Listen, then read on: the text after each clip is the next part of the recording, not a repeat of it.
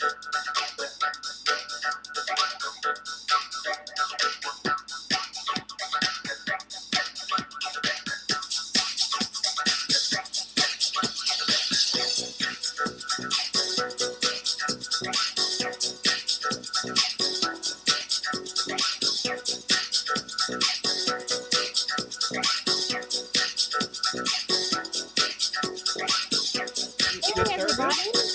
are so excited for our first afternoon session with a fantastic panel of phenomenal Black women. I think at this particular moment in time, it is so imperative to hear all our voices because all Black lives are so deeply, deeply important, and a conversation around this needs to be had. And so I'm deeply honored to have Janicia, Mercy, Aria, Naima, and Diamond to come talk to us about this. So I'm gonna jump out and let these wonderful women just go to work. Take it away, ladies. Oh, not ladies. I told you. You all did it. Ladies and women is fine. Women is for ladies and take it away, women. Thank you.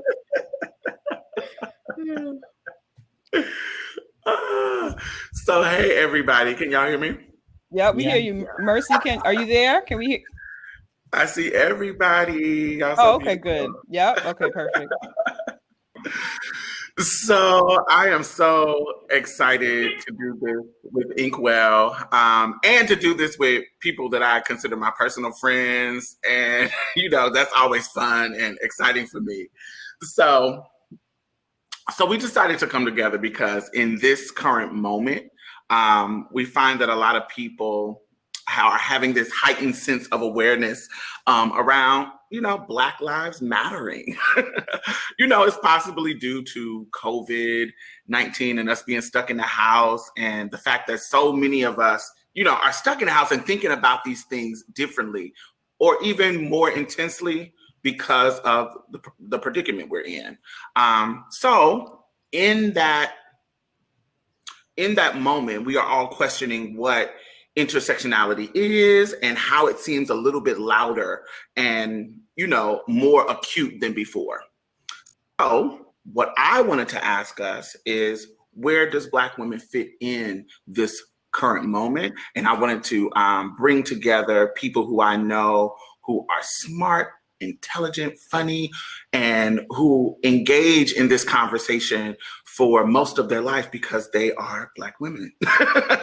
So I definitely want to introduce everybody, and we'll start the conversation. All right, so I'm gonna go in no particular order, probably in how I see y'all in the screen. So I see Naima Muhammad. So what do I say about her? She is Queen, also known as Queen. Queen is from the Bronx. She's a Bronx native, and she founded the online magazine Miss Vixen, which is a magazine that centers Black women, femmes, and folks that are impacted by misogynoir.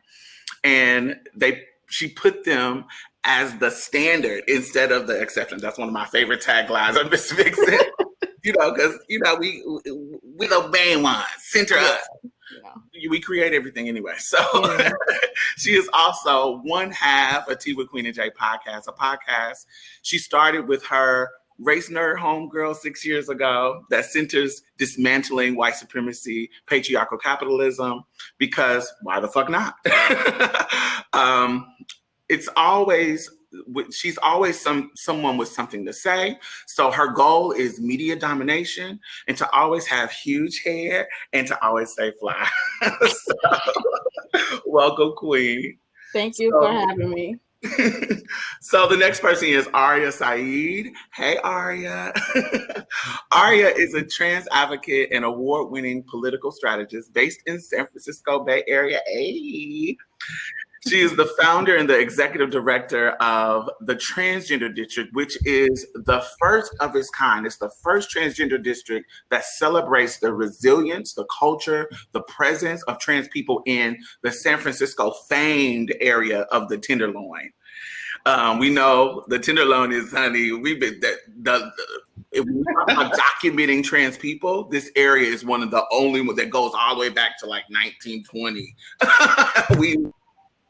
She wanted to preserve that history and has been doing the work in preserving that. She is a founder also of Queen Culture Initiative, which is a social and cultural empowerment project for Black transgender women. And it's just about creating moments for Black trans women to thrive and to enjoy things that they may not typically enjoy. And I have been a part of some of her retreats and they are amazing. So, hey, Aria. Thank you. Thank you for having me. So let's go to Janicia J. Francis. Janicia is a cultural critic, a podcaster, and a womanist race nerd from the Bronx, focused on dismantling white supremacy, patriarchal capitalism within ourselves and larger systems while laughing and indulging in Black joy, because Black joy is important. We know that. She is a reoccurring panelist on The Grapevine and a creator and host and producer of the long-running Tea with Queen and Jay podcast. She's the other half. So on this podcast, as we have stated before, they explore race, class, gender, and sexuality through a Black womanist lens. She is committed to increasing visibility and access for Black, Indigenous, and other people of color in podcasting. She also founded with her partner Pod and Live NYC, which is the largest annual Black podcast meetup in the world. It's lit, y'all. I've been there multiple times. Y'all need to come through when we're done with this. When we're on it out the fucking way. In addition to freedom and liberation, Janicia loves cosplay, crab legs, and lovingly asks that you do not call her a lady, obviously. Thank you. Thank you, everybody. Hey, I'm happy to be here. Hi. So last but definitely not least, we're going to talk about Miss Mercy Kelly. Hey, girl. So Mercy is a Brooklyn-based Black trans visual artist and an advocate who isn't here to be your teachable moment.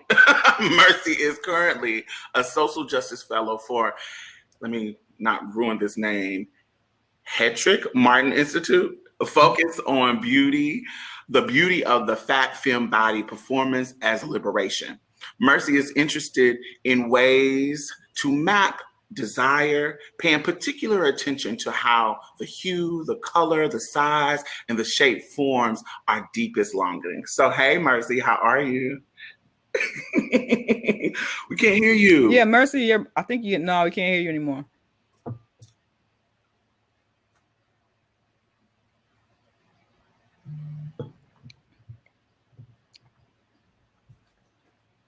Okay, we'll figure it out. Diamond, you want to go ahead and then? Yeah, okay. You might want to come in and come out. So let me introduce myself. So I am the moderator today, and I am Diamond Stylz. I am the executive director of Black Trans Women's Inc. It is a nonprofit organization where we are all about the empowerment of Black trans women and femmes and putting them on a path to equitable social justice and survival and thriving and anything that has to do with getting Black trans women in a position of power. That's what we are all about. I am also one-third. I am the creator and producer of Marsha's Plate podcast, but I'm one-third in regards to the host team of Marsha's Plate podcast. And we are a podcast that centers culture and transgender topics from a Black trans feminist lens, and we love what we do, and we want you to take a listen. So come through, and that's all about me. So yeah, perfect. Thank God. Yeah. How you doing? So hey, Mercy. So, ladies and gentlemen, That was cute. That was Thank cute. you. Thank you. That was cute. you like that?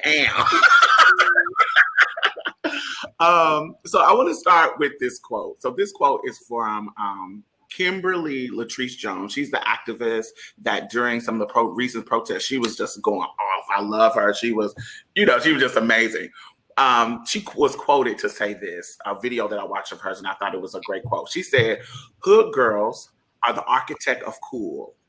We talk about language and style. When we talk about language and style, all that comes from hood girls and trans girls.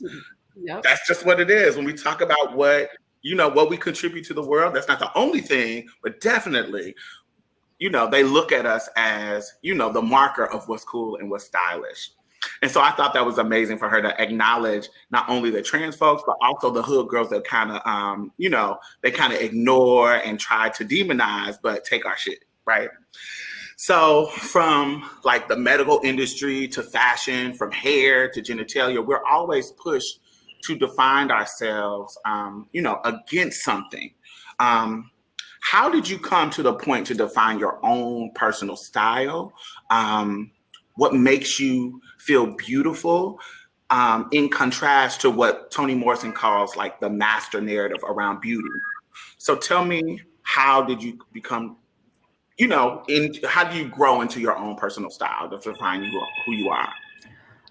I think for me, watching other people be comfortable with their personal style, watching other people go against those traditional norms and do it in spite of criticism or any kind of pushback, seeing those influences help me to be comfortable in my own personal style. And then also the feeling of wanting to reject white supremacist patriarchal capitalism, the feeling of not feeling like I belong there, not feeling like I fit into what I was told was beautiful or was the standard or what was right. Like those kind of getting comfortable in being on the outside, for lack of a better word, even though we set the standard, we set the trend, and we're constantly told that we're on the outside of what is it, even though we fucking built that shit. But being comfortable with being on the outside of that is one of those things that helps me to feel comfortable with myself, because I'm never going to be whatever that standard is, Yeah. I would say for me, it's like a mixture of many different things. So it's like, I've always seen my style as like an extension of me. So it's what's going on inside my body, actually. And then what I put on is just an outward expression of that. So there's that piece, and it's just like me and the relationship I have with my body. So how do I want to adorn my body? How do I want my body to look? How do I feel comfortable with my body being presented to the world and things like that? So that's a lot of the ways that I guess curated my style. And I also was one who never liked trends. I liked what I liked.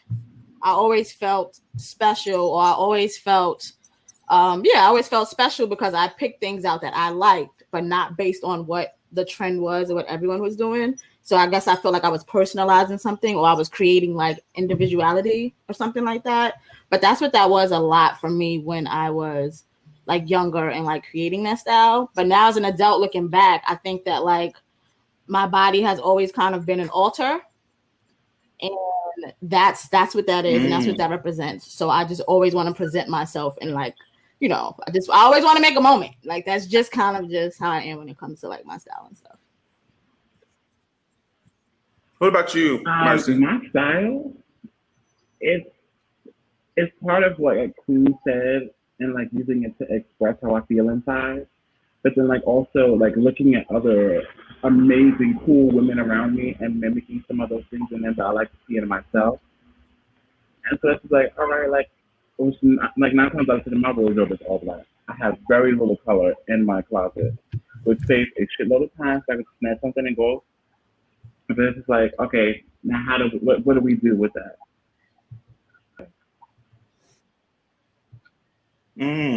Aria? Yeah. For me, can y'all hear me? Yes. Okay, amazing. I don't know. I guess my evolution of style in particular, when I was younger, I really looked at women like Lil Kim, Mary J. Blige, brown skinned girls with blonde hair. I like wanted to be that, obviously. But I really sort of subscribe to like aspirational femininity.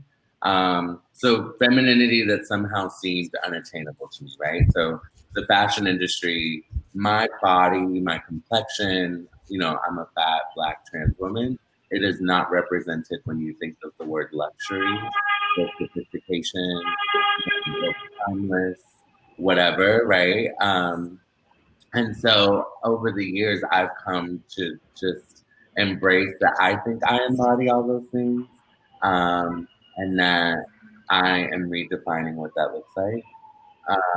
I guess my style would definitely be modesty, ladylike, um, but with a twist, right? So I used to be a sex worker for years and had a very lucrative career in sex work. And even then, I still was modest, but you know, still looked like you had that. And that is like the theme of my styles.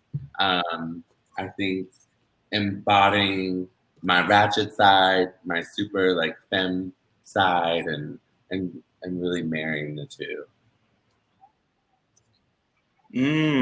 I know for me, when growing up, of course, you see these beautiful women as a person of trans experience. You see these beautiful women, and when prior to me having the language of transness at all, you know, it was like, oh my God, Black women were always the standard in my mind. It wasn't until I got older and I started to, because in my house, we didn't have Vogue and we had Jet, we had Essence and Ebony and those things in the house. So I always saw Black women. My mother always centered Black women. So that was always what, you know, resonated to me as beauty. So it wasn't until I got older and I started to look past my home that I start seeing that more white supremacist based kind of Eurocentric beauty. I didn't have, so my standard of what was beautiful was definitely Black. Now, when I started to see the nuances, because I come from a country Mississippi family, you know, that were definitely impacted by and said things that were definitely when it comes to colorism, when it comes to hair, the language was always good hair, bad hair, that kind of stuff, or you know, just centering light skin, centering the good hair. Oh yeah, you know, she light skin, but she, you know, she got them Black people hair. Like I had that problematic kind of old school family. So coming into my own politic, I really had to dismantle that, because I remember I would feel my hair as soon as I seen any kind of bump, I'm putting a relaxer on it. My hair was fried and dried out from doing all that kind of chemical processing. But as soon as I felt it, it had to go. Like I was doing a touch up every oh my God, 3 days. Problematic as hell. Right. So I remember really having to go through a process in like 2010, really going through the work and accepting my natural hair, you know, and then now the journey that I'm going through, when now I'm getting older and gaining this auntie weight and loving that, and going through the process of dismantling things that internally about fat phobia. So right now it just feels like I'm really intentional, because I actually have these things that I know from people who are fat phobia activists and Black activists who have me thinking about these things in a different way and how they affect me personally. So I know when I feel some kind of way about my hair looking, if I feel more beautiful with this long, wet and wavy compared to when I have my box, like that is something that's rooted in something, when previously I didn't have that kind of political context. So I thought, oh, this is the certain way. So now in this current iteration of myself, I just know that I'm intentionally breaking down those systems on a daily basis of how I feel beautiful. So in these COVID streets, how are y'all making yourself feel beautiful? Listen. Oh, that's good. like, Someone's in a tunnel. I hear a weird noise. I don't know. Oh yeah, it's a weird sound. Yes, I agree with that. I want to second the lipstick thing, but outside of that, I have been absolutely stressed out. My legs are hairy. I needed a pedicure, which I could do myself, but oddly enough, like being trapped inside, I have still been mad busy. But yeah, little things like that I didn't realize I attached so much to in terms of like my identity. Like I can grow a full armpit of hair and be fine with it, but like my legs need to be waxed. I need to have a pedicure, you know, need in that way or whatever. But yeah, that kind of knocked me and had me feeling like weird, like not myself. And it seems so trivial, especially for people who present in a certain way that people interpret as confident. So like for me to be thinking, tag, I need a leg wax, and like that's why I'm depressed today, because I don't have a fucking leg wax, it felt really absurd. But it did, just being in here had me rethinking all these things that I connected and attached to, like what made me feel normal, what made me feel good, you know. So that's been a challenge. Queen, let me ask you this. Are there aspects of your image now, even though, you know, what people would consider woke, are there aspects of your image that you still personally struggle with due to like the pressures of white supremacy, patriarchal capitalism? Are there something that you just haven't totally broke down? Definitely with my hair, because I'm a 4C hair person. And even though we have the natural hair movement and we all wearing our naps and shit like that, there's still a stigma about being like a 4C person without this defined curl, without this length because of shrinkage and stuff like that. So I do still struggle with that. Most of the time my hair is away in a protective style. Honestly, it's because it's easier for me, because I am not I was never a do my hair every day type of bitch. Like never, even when I had a relaxer. It's easier for me because I do my own hair. So it's not as, the experience with my hair is not as taxing because I'm always in it. Like I'm very attached to it because I'm in my head a lot. But I know visually, if I were to like go out in my 4C afro, I might beat the shit out of my face with makeup. I might put on a biggest of earring. Like I'm gonna do all of these things to be more femme, because that 4C here is not attached to femininity in a way that relates to beauty in ways that all of us kind of take in as. And I still struggle with that. Right now, I struggle with, because I've gained weight and my back fat is getting bigger. Like it needs to chill out back there. But it is what it is. You know, like this, most of the time I'm like, well, whatever, fuck it. That is what it is. But sometimes I'm like, okay, that does it have to be with it? You know, like just like the fat couldn't just be in my butt. Like why you have to sit, you know, like stuff like that. But I will say that I am grateful that those moments don't last long for me. Like I'm able to talk myself out of those moments. I'm very good at that. But yeah, those would be like the bigger things. Like I'm related to what Jay said. During this quarantine, I don't think I have the ugly moments because I did my hair. But if I wasn't doing my hair as person, I may be in his house feeling like I look like Celie from The Color Purple. You know, that's a beautiful person, but you get y'all get the context of what I'm saying, you know. So that could be what has been helpful for me right now in COVID. It's because I could do my hair. Yeah. What about you, Marcy? I don't know, because like COVID-19 has completely reshape how I examine beauty with myself. Like now I'm at home, I am like getting huge. This is like, I'm not necessarily having to go to work. Dysphoria and dysmorphia are on at an all-time high. And so it's like every day I'm asking myself, like, what is it that makes me feel most beautiful? And that's always on, you know, it's ongoing. So I think the work that I'm doing with myself is that not to be as harsh as the world expects me to be. So like, you know, I'm feeling beautiful now, and like, you know, I'm actively like, you know, trying to keep happy in that beauty, I guess, like, if that makes sense.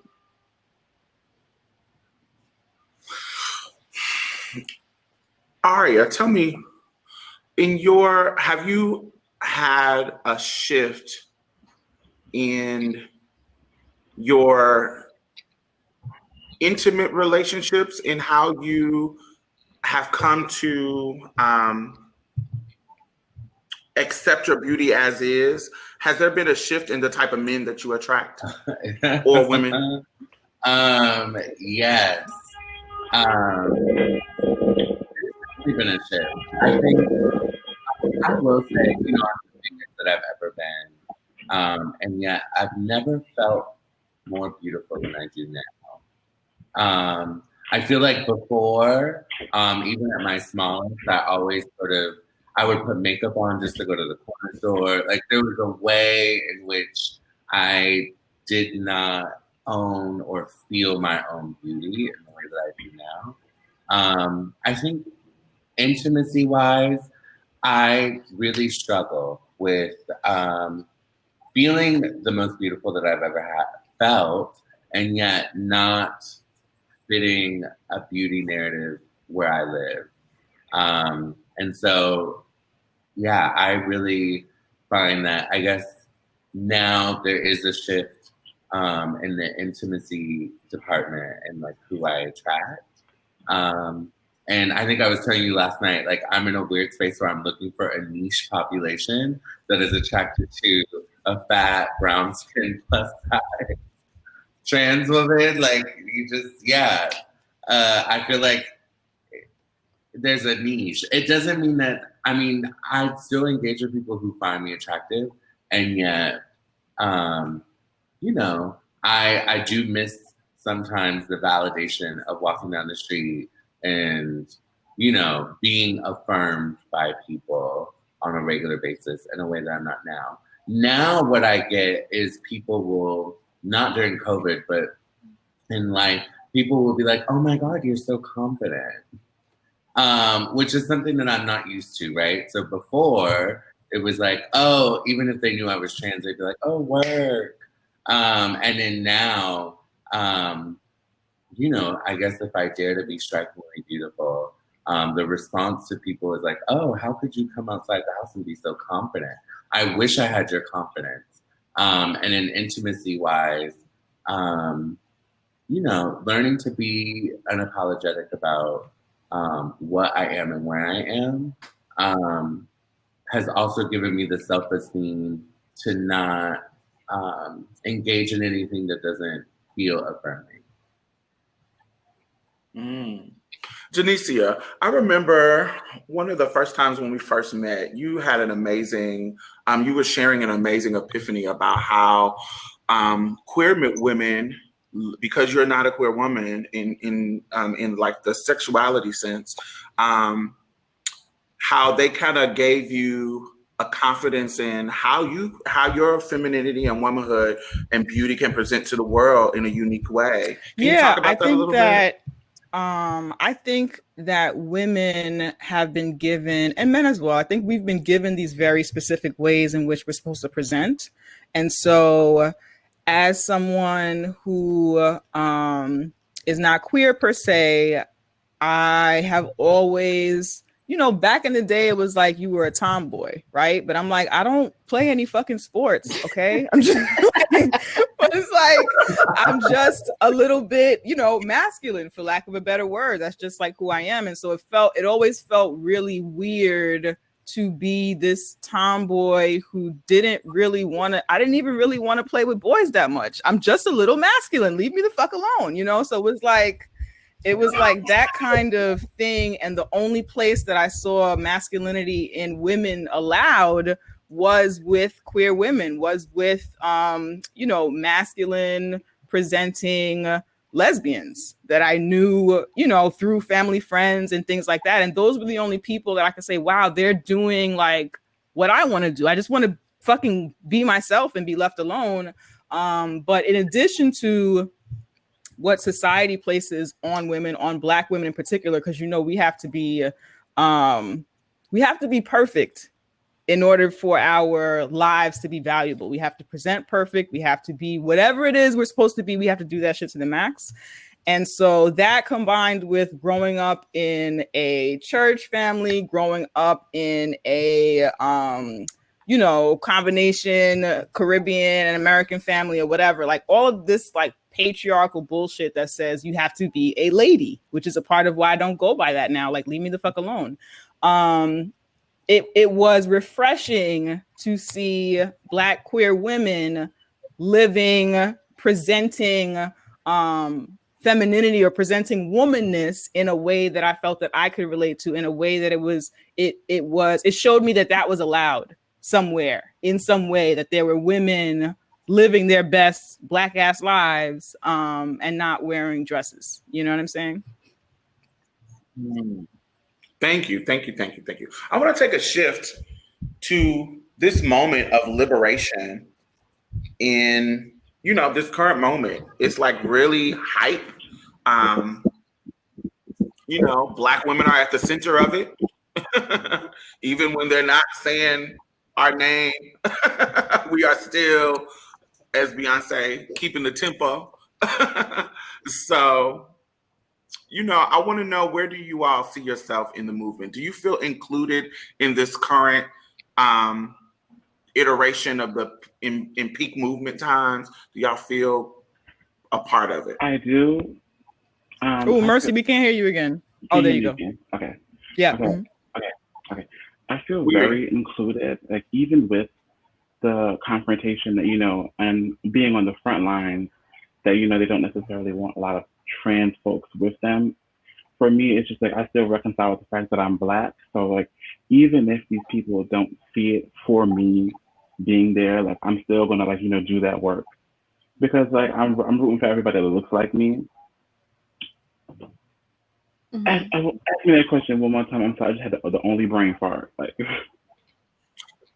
No, you were answering it. Like, where do you see? We are in this like intercommunal state where a lot of marginalized groups are coming together in this moment, because especially we're Black, so we know that racism affects all our lives, but where we are in our wokeness may not be able to, like when we talk about Black men, they may be woke as hell about racism, but they're not woke as hell about gender oppression, or woke as hell about queer oppression, or woke as hell about trans oppression. So, we all are at our different, as Patricia Hill Collins talks about it, at our different matrix of domination.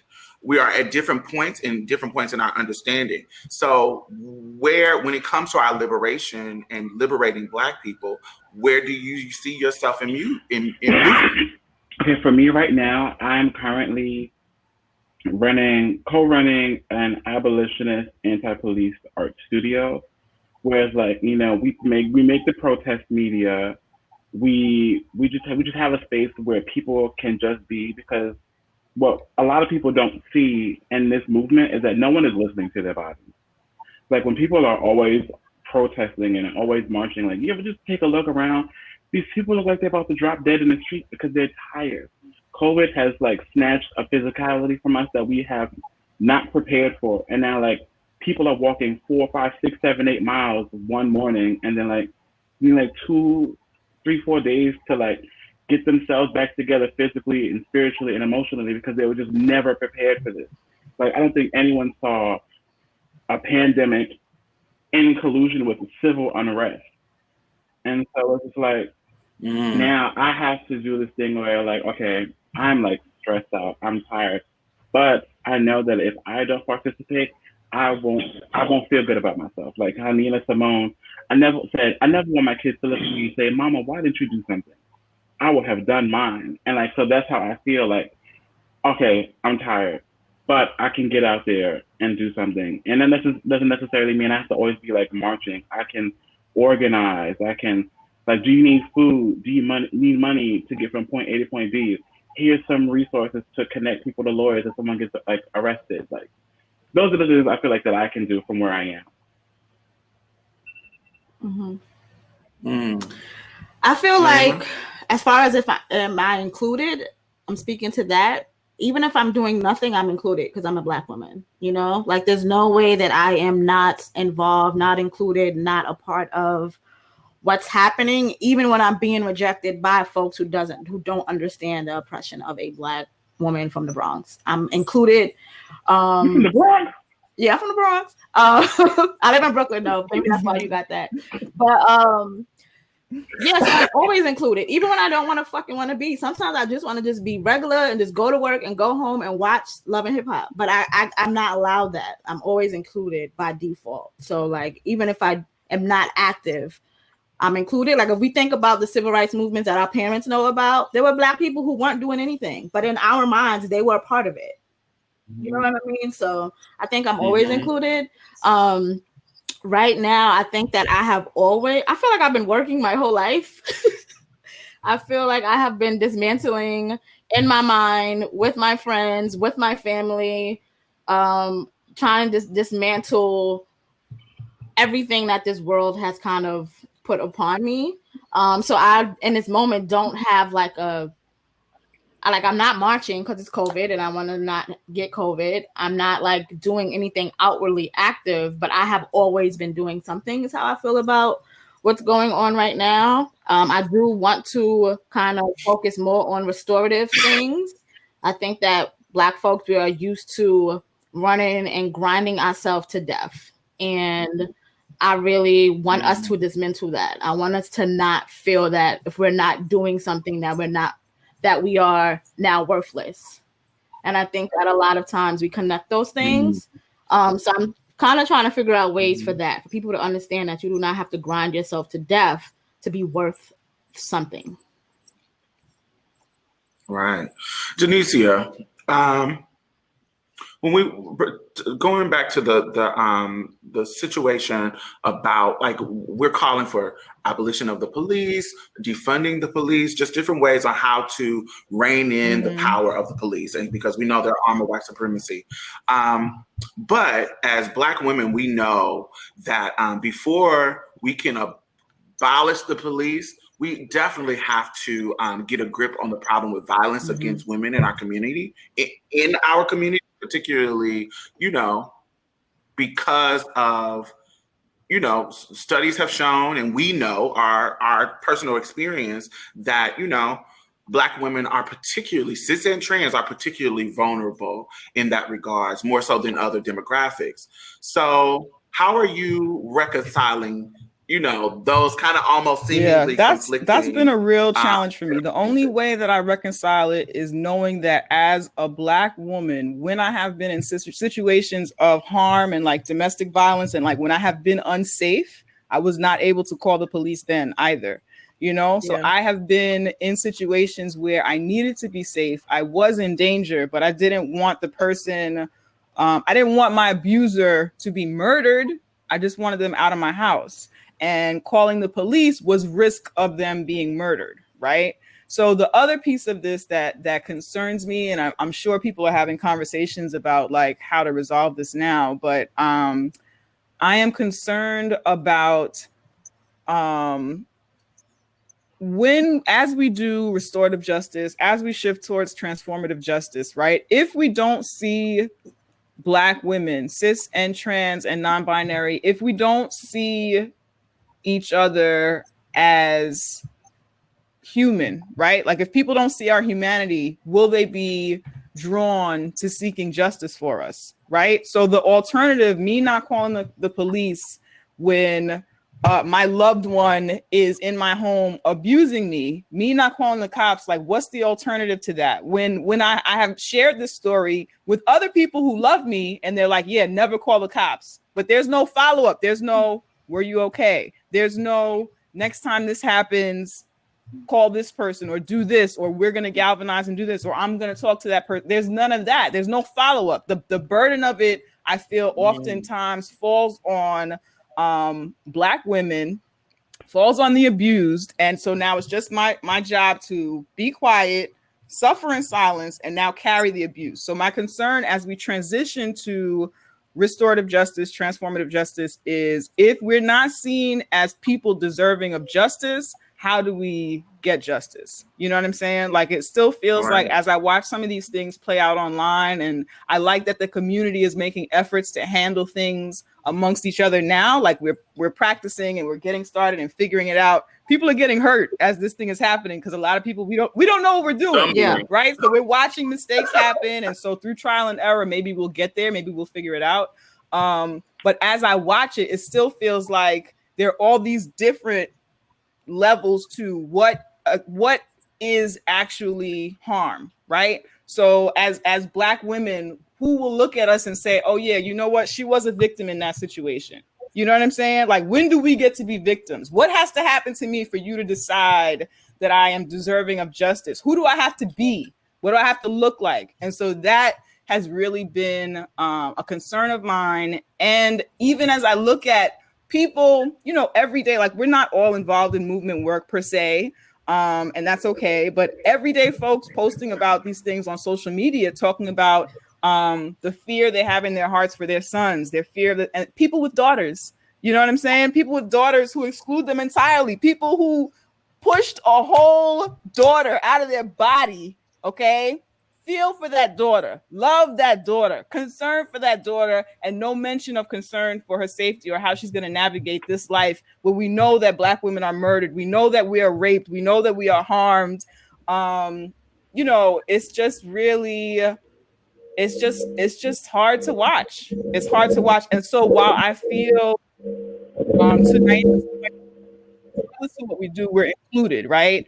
And regardless to the way people feel about us, we're gonna still like do that movement work or whatever. I often feel included but not acknowledged. You know what I'm saying? Yeah. And acknowledge piece is like, how do we bridge the gap between being included and being acknowledged? I know me personally, I really resonate with what you were saying about who can be a victim, like the respectability politics around that. And as a trans woman who does media and report on, you know, particularly in the past 5 weeks, I have reported on Black trans women being murdered Every week. every week, one or two, every single week in the past 5 weeks, and ironically during Pride Month.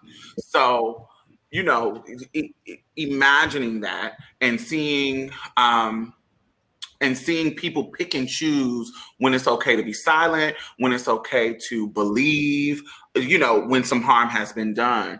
So, Aria, when I think about that in that context of who can be victims, who can't be victims, I also think about Tarana Burke and when she started the Me Too movement.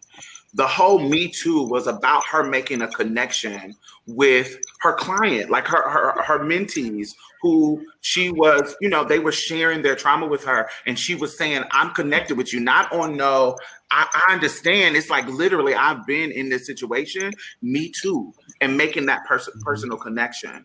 In my experience, you know, I don't always see when it comes in the relationship of cisgender women and transgender women, I don't always see that Me Too kind of context happening when it comes to the harm against us. It's always because you weren't born with a vagina, because you can't menstruate. It's always, I'm not going to consider your harm as equal to mine, even though we literally, most of the cases we're being harmed by the same demographic.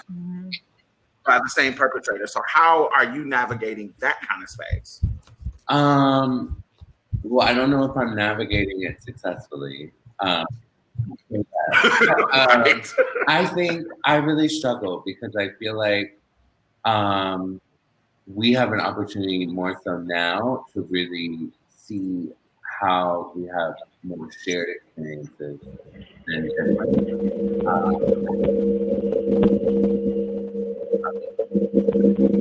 Oh, that's Mercy. Maybe Mercy turn your mic off for a second, maybe. Okay. Okay. There we go. Yeah, that's better. Thank you. But yeah, how am I navigating it?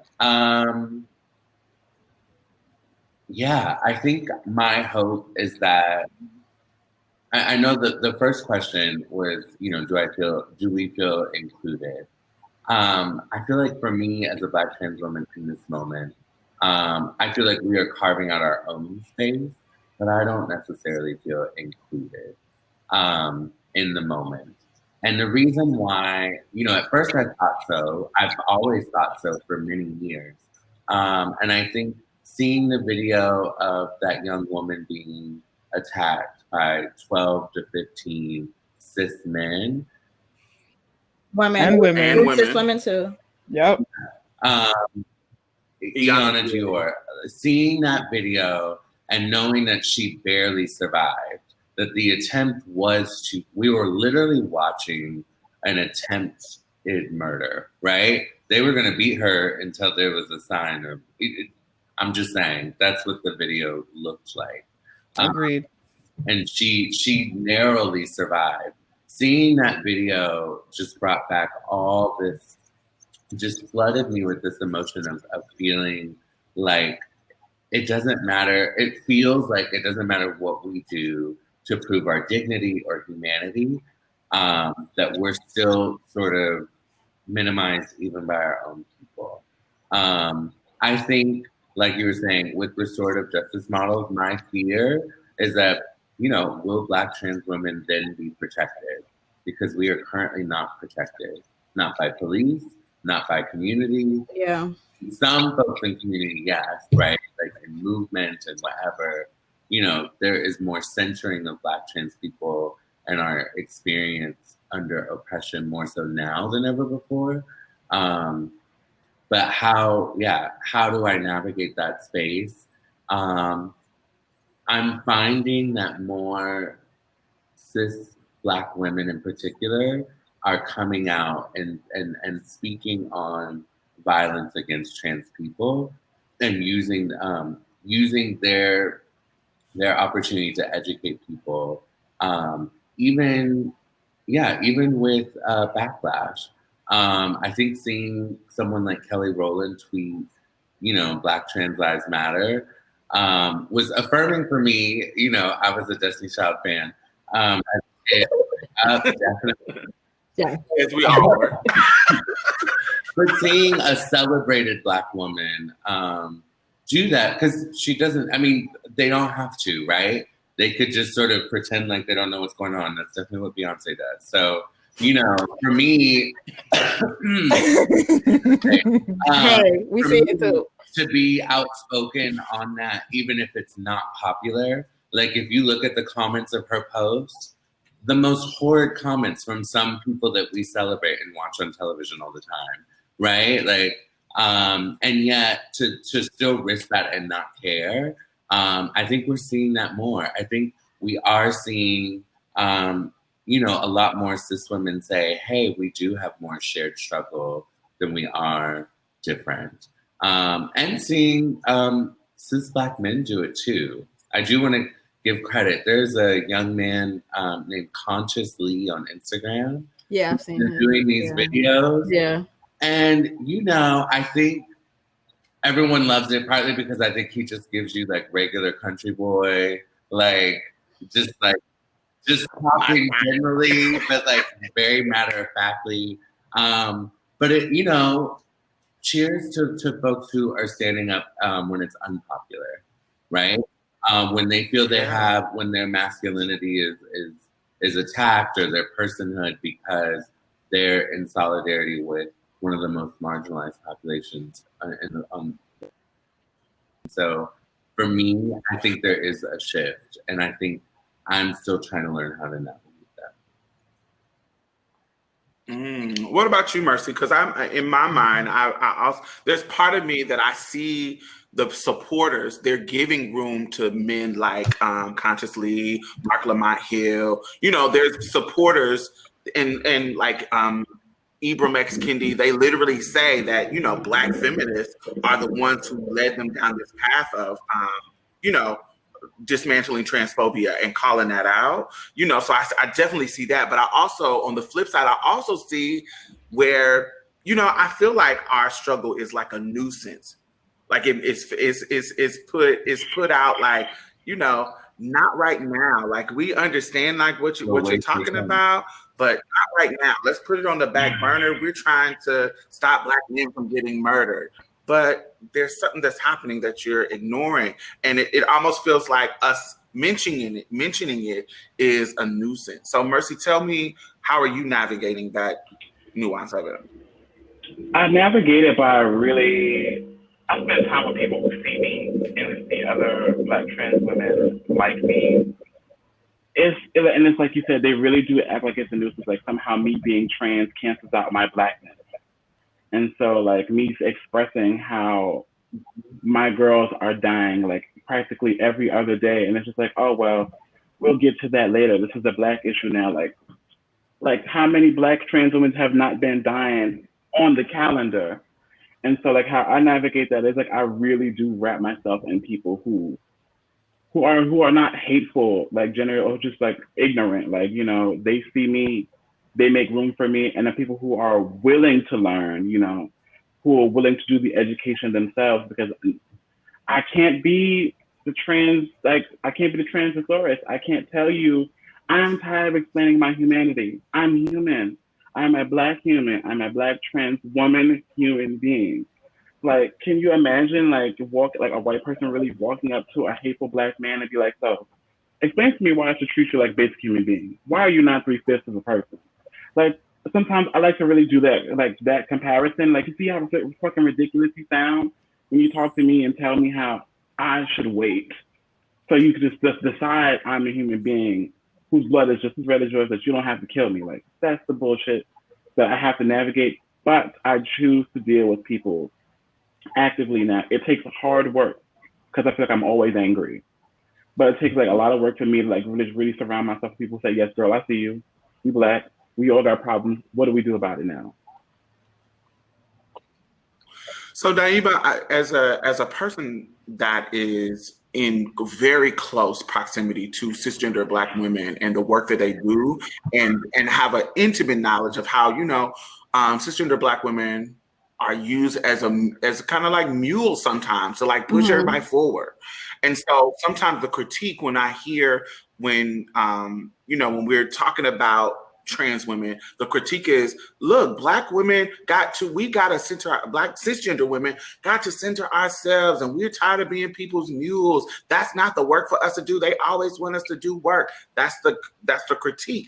And as a Black woman myself, I understand the feeling of that. What is the work of a Black cis woman, and how are you responding to that? Ooh, so I've had to honestly step out of my bubble a lot. Like, I'm around a lot of people who think in this way, who know that a trans woman is a trans woman and doesn't need an explanation as to why a trans person is a woman. Like, those are the people that those are my friends. Those are the people that I'm actively around. So I have had to step outside of that to have these conversations, because honestly, at the end of the day, we're just talking, we're just being in a vacuum. How am I helping the collective if I'm just talking to the same people? So like, I make sure that I post certain things on social media on purpose, because I know that it's a whole bunch of cis people who would not ever hear it. You're not going to know about these trans deaths. You're not going to know about these things because you're going to just be in your little cis world and never interact with this information. So I try to do a lot of that. I try to dismantle a lot of stuff. Like, I bring up the example of my mom all the time. My mom is in her 60s. It is not about being too old to fucking understand. When my mother says the T word, the one time she said it years ago, I was like, no, Ma, you say this. And she said, oh, okay, thank you, because I don't want to be oppressing another motherfucker. Like, those are her exact words. So like, people get it and understand. It's just, I have to put myself out there. I have to like actively go out and do these things. Because if I just stay in the comfort of my information and knowledge amongst my homegirls who understand this stuff, what am I doing? How am I pushing the conversation? How am I making it so that trans folks don't have to have this conversation? I have these conversations with the cis men that I have sex with. Like, I have to keep actively doing this, because what good is me dismantling it in myself if I'm not like going to give that information or share that information or try to do that? Like, I remember one time tweeting about having a 4-hour conversation with the cis man about trans women and also men who are attracted to trans women, and how like, no, that man is not gay. But we were on the phone for 4 hours. I known that man for years, so I was comfortable having a conversation. I wasn't as frustrated, but I remember tweeting about it, and someone was like, couldn't be me, they would have to pay me. And I'm like, that's a part of my privilege though, as a cis person, that I can sit on a phone and have a conversation for 4 hours and then not be as much labor as if it was an actual cis woman on the other end of that phone. You know what I mean? Mm-hmm. So, sorry, thank you for that correction, for another trans woman on the other end of that phone. Right. So I'm experiencing that violence in real time. Exactly. So it's a lot of that. It's a lot of me continuing to learn, and kind of like honestly getting out of my bubble. Kimberly Forster for Harriet, she posted something on her Instagram page of two young women talking about why trans women are a part of you know, liberation and things like that. And the comments that were under there from other Black women were disgusting to the point where she had to make another video to curse out people for the comments. And I know that exists, but I don't see it to that extent because I'm still in my little bubble with everyone who understands gender the way I understand it. So I'm trying to like push myself out of that and like have these conversations with other ignorant Black people. Like I kind of just have to do it. So that's how I'm navigating that. So before we go into like the question and answer section, I want to give you a chance, Janicia, to kind of respond to that as well. I always see, you know, not centering men or nothing, but I think I had a conversation with a man, and it was in his response to why he like on the down low or why he don't really talk about it, you know, because I was calling him a coward, and he was like, well, if I'm honest about my attraction, if I'm honest about that, then Black women, because I'm a bi or I'm a man that dates all types of women, if I'm honest about it, then there's these consequences that I just don't want to have, and I'm calling them out. I'm not letting them weasel through it. But one thing that I thought about is like, if there were women that would say, I'm not going to judge you because there's this lie that says there's no women out here that can accept it. I'm like, actually it is. I know a few of them. Right. That it is.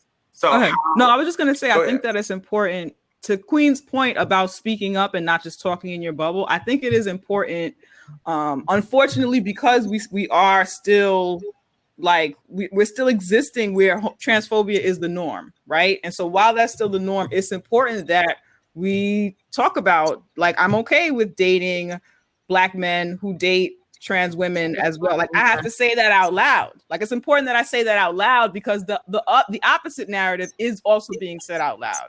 You know what I'm saying? So it's important that those things be said. And I think that to acknowledge that it is work. You know what I'm saying? Like, it is work to speak up, and it's work that we should be doing. It's a privilege to do that work. It's a privilege to not be the person on the other end of violence as you are doing that work. Like, yeah, exactly. People, my friends have told me, you do too much, you say too much, you stand up for this. I just recently had this conversation with a whole adult grown Black woman. You stand up for this group, you stand up for that group, you stand up for this group. I'm like, do you realize that as we're hanging out and you're being transphobic and homophobic, I'm not having fun.